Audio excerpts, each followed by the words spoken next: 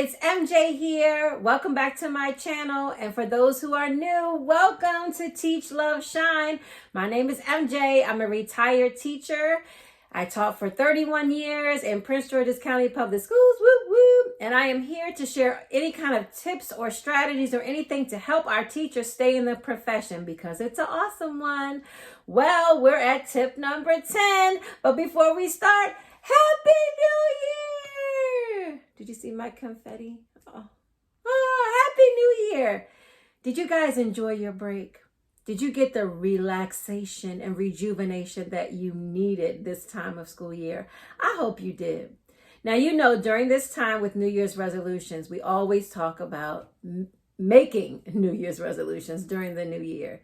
Did you make a New Year's resolution or a couple or set some goals? Well, have you ever thought about making a New Year's resolution about a passion that you have or a hobby, something that you want to do in addition to teaching, or that just is something to relax and enjoy? We're going to talk about that, figuring out what's your passion. Tip number 10. All right, teach.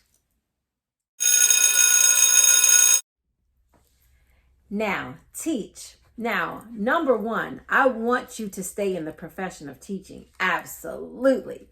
But you as educators could have any other hobbies or passions you desire and be able to enjoy them whenever you can. So I want you to tap into them. But before you think of the passion that you have, and I hope that some of you already have a passion, I want you to think about all the skills that teachers have that can put them in so many different other professions if you decided to go that route, or other passions or other interests. Now, this is just a few. If you think of any after I'm finished, please add below in the comments. I know there are many other skills that teachers have. So let's go down the list. Communication, creativity, patience, Lord, patience. Leadership. Think of all those times that you have to run things or be in charge of meetings, or you're an administrator or whatever the case may be. Other skills, time management, adapting. Oh my gosh, being able to adapt to different situations. Conflict resolution. Kids, adults. Social skills, critical thinking, problem solving, collaboration, enthusiasm, empathy, writing. Think of all the things you have to do with writing. Oh my gosh. Active listening, teamwork. There are so many skills that teachers have. Your passion can use any of those skills or any other skills so that you can enjoy and figure out what exactly is your passion. So now, have you ever thought about, well, why do I need a passion, or what would be the purpose of having something else besides teaching? Let's talk about it. Love.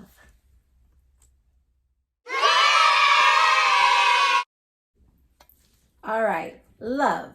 So here are a few reasons why you might want to tap into another passion or hobby as you're teaching.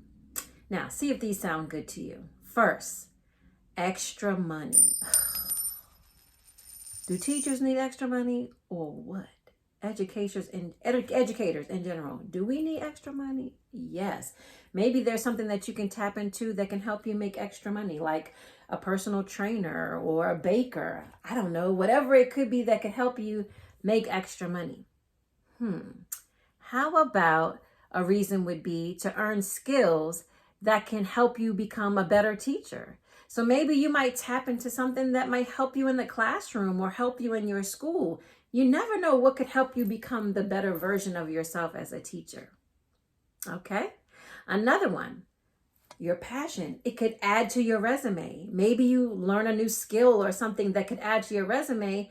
We all know that in the education profession, you have to keep adding skills and adding school and going to school and earning this and earning that, because we're always learning as teachers. So you might want to add this to your resume because you never know where it could take you.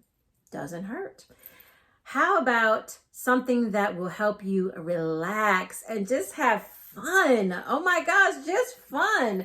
Maybe you just want to get out here and maybe you're an event planner and you like planning parties and things like that. That's fun and relaxing if it's something you love to do. You can do that in addition to teaching and bring that into your teaching profession as well. How about being able to explore your interests? Maybe you have a hobby and maybe you want to take it a little further to make it more of your passion or something that you want to do more often. So it could be anything that you're interested in. Now, I put retirement there because sooner or later, you're going to retire from teaching. And if you retire, what's going to be your passion? What are you going to do? Now, personally, my passion is still education. My husband keeps asking me, what's your passion? What's your passion? What do you want to do now that you're retired? And I'm like, my passion is still education. So one thing is I'm still like, I'm tutoring kids and I'm loving it. I'm tutoring kids online. So it's like, I can't stop because education is my passion. However, I do have a passion of exercise and working out. I mean, I'm a work in progress. I love walking. I love exercising. Now, being a personal trainer, I'm not there yet. Gotta hit that healthy lifestyle all the way around to become a trainer. But I do enjoy walking and exercising. And now retirement, I can actually do it a little bit more freely. So you never know. Get that interest. So when you retire, you have something to do. And lastly, it could be, your passion could be something that you do over the holidays or during the summer. You have that summer break. You could just do your passion and enjoy what you want to do over the summer or during that holiday break. And maybe it might help you earn some money or just be able to have fun and relax. So think about what that is. What is it that maybe you already have a passion? If you do, put it in the comments below. Tell me what your passion is or maybe what you're thinking about to do during the holidays, the summer. I mean, when you get off work, whatever it is, but I don't want you to forget about it. I want you to tap into that passion. And speaking of passion, for Shine, I have a special treat. I have an interview with a special person who found her passion. Let me share that with you. Take a look.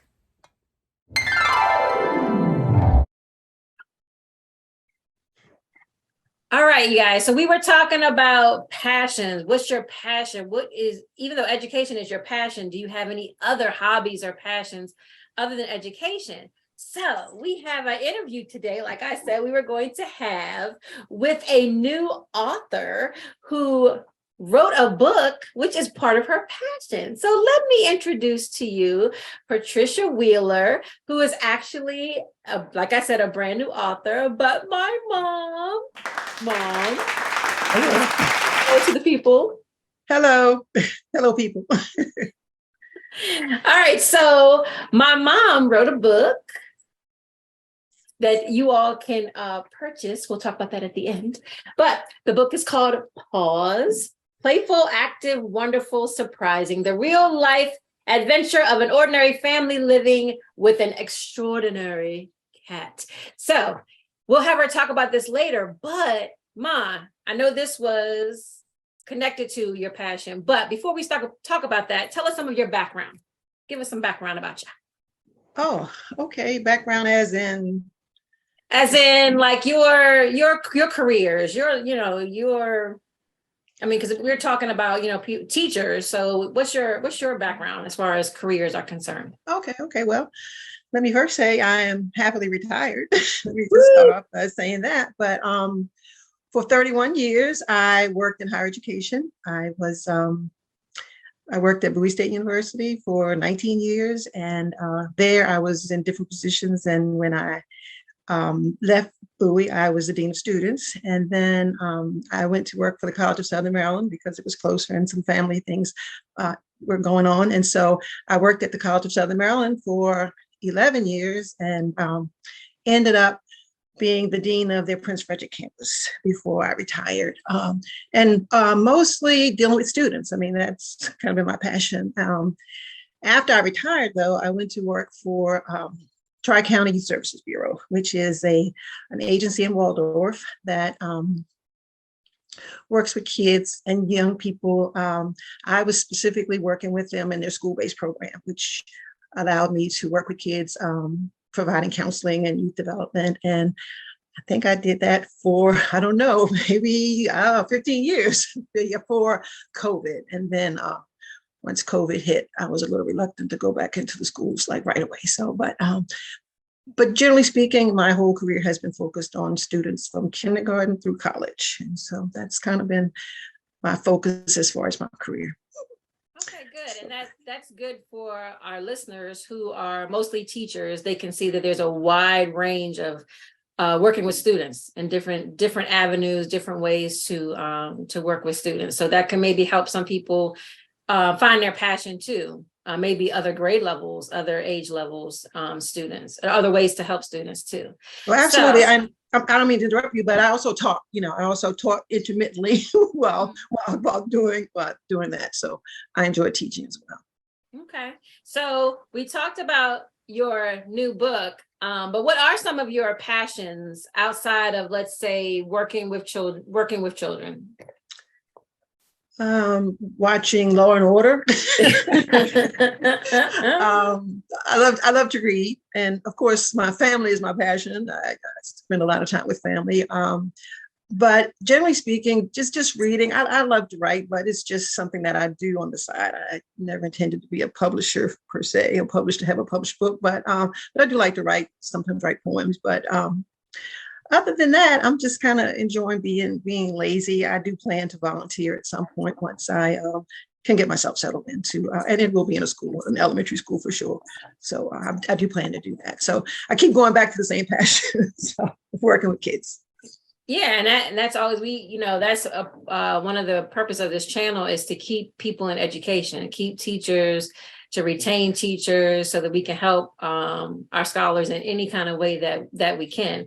So you were talking about your passion of writing. So let's talk about your book that you've published, PAWS. So what made you write PAWS?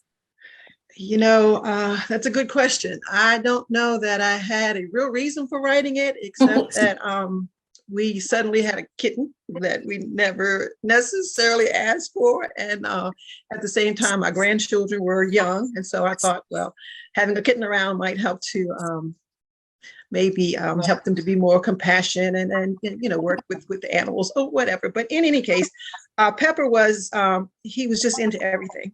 my cat, he was just into everything. And he just seemed to amaze me. So, and he kept getting up on the computer. So I thought, well, why not write a little story from his perspective? And so I started writing.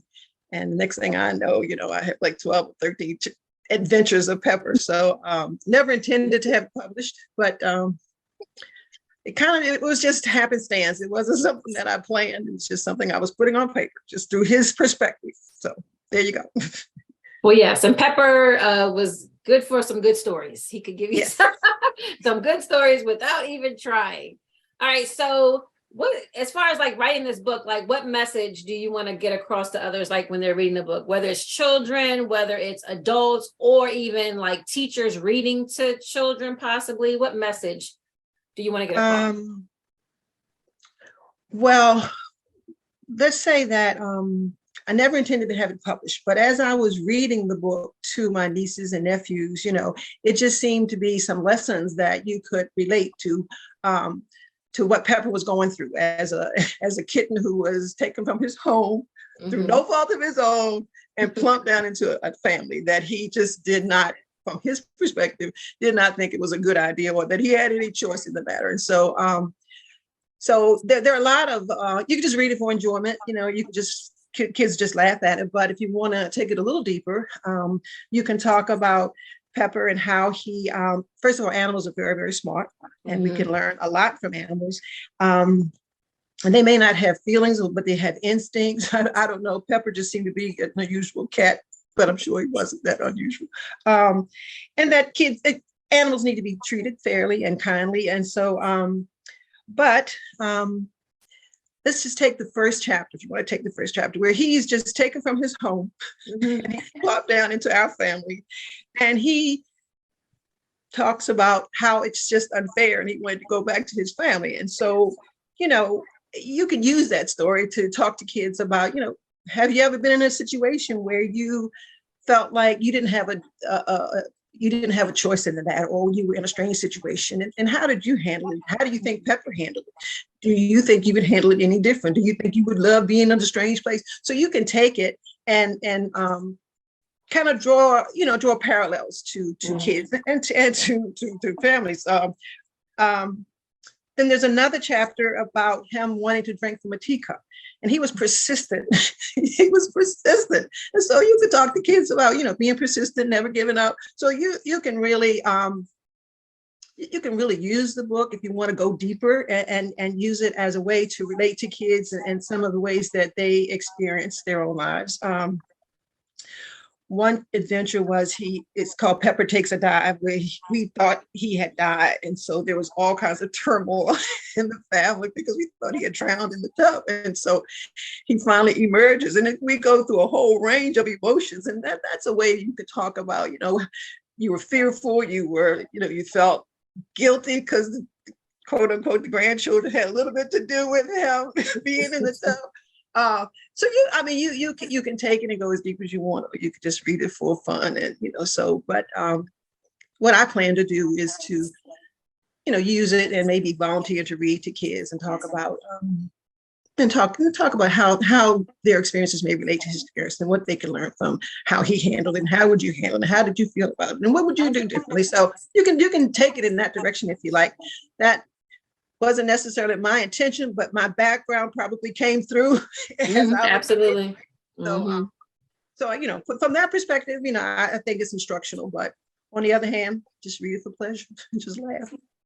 Yes, and reading it to see all the things that Pepper gets into, or his perspective, is pretty funny, but it's his perspective. And when people have pets, I guess people have pets who can really relate to this as well, because you think that your pet, and pets are smart, but you think that they're thinking certain things. So this is a good insight to what animals are thinking. And you were talking about kids or just people being in different situations and what would they do. I mean, talking about the pandemic is probably going to tie into a lot of, being someplace different, things happening around you are different. How do you feel about it? Your perspective. So those conversations may end up coming into conversations with Pepper and his perspective and the things that he did too, because that of course was brand new to everybody as far as being at home during the pandemic and schools and all of that. So they may be able to connect their feelings to the book too,